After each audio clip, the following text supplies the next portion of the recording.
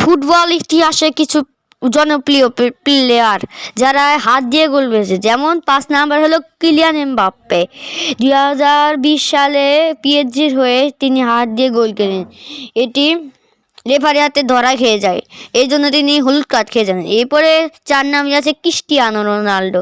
2016 সালে Manchester United বিপক্ষে তিনি হাত দিয়ে গোল খেলেন, পরে এটি অফসাইড হয়ে যায় যাতে রোনাল্ডো বেঁচে যায়। তারপরে আছে নেইমার জুনিয়র। গত মৌসুমে কিছুদিন আগে তিনি হাত দিয়ে গোল করেছেন 2025 সালে, তারপরে তিনি রেফারির হাতে ধরা খেয়ে লাল কার্ড খেয়ে যান। তারপরে আছেন হলো লিওনেল মেসি। 2007 সালে তিনি বার্সেলোনার হয়ে হাত দিয়ে গোল করেন। তারপরে আছে ডিয়েগো ম্যারাডোনা।